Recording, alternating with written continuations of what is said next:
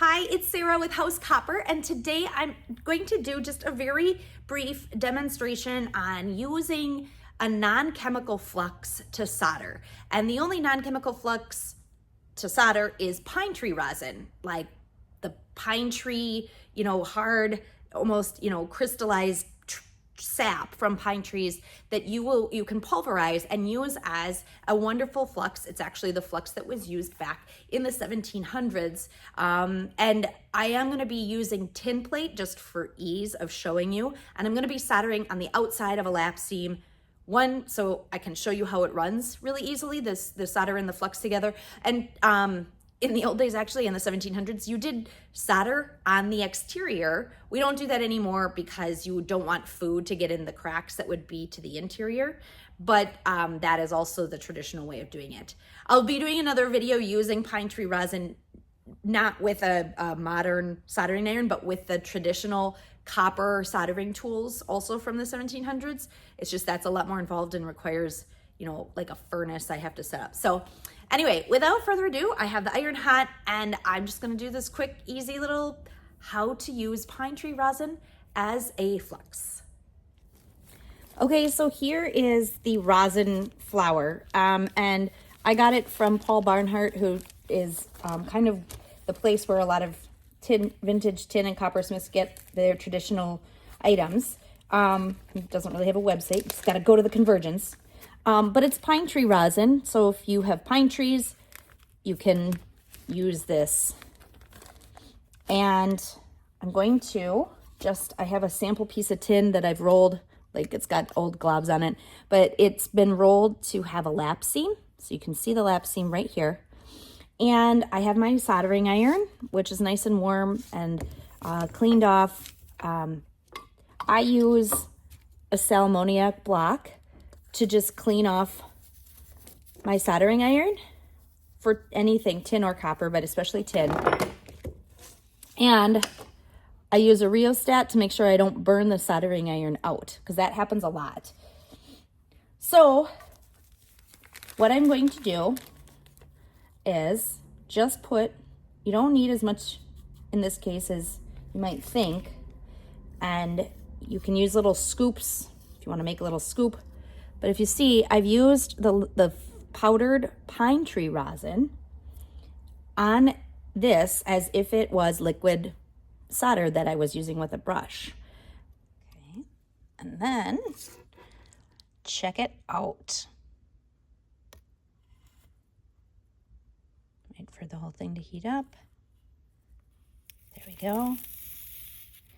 So it actually smells like pine trees. And, oh boy, come on. Look at the dark color there.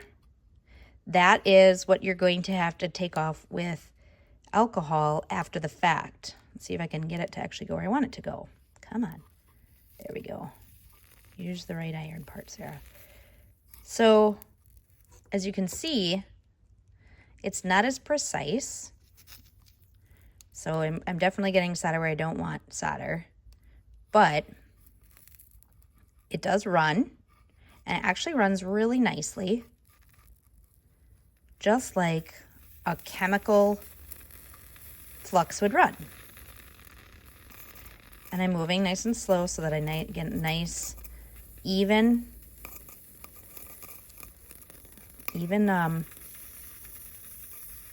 line. See how nice and smooth that is? And I'm going straight through.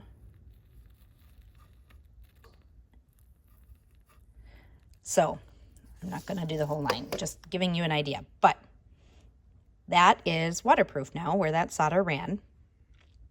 Right there. Now you see all this dark stuff? That does not come off with soap and water. It hardens like rock, like hard candy does, because it's a rosin. So you have to move with denatured alcohol. So that's the only way to get this off. Or you can, when it's cool, you can pick it off with your fingernails. But that does not come off easily, and that's why using this flux, while it is, quote, all natural, can be a pain, because the removal of the flux residue is a pain. So that is soldering with a non-chemical flux. Pine tree resin is really your only official non-chemical flux.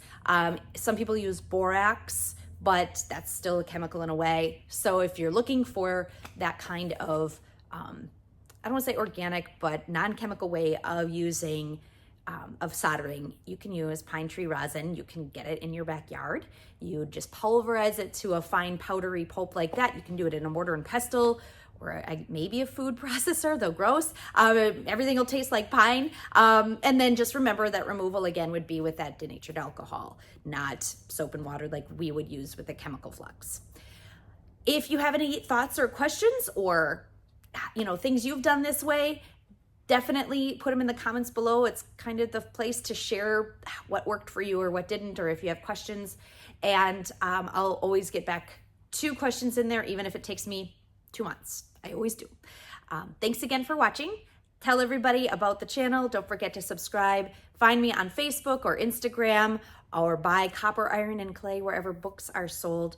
And thank you so much for watching. I will see you here in the Copper Shop next time.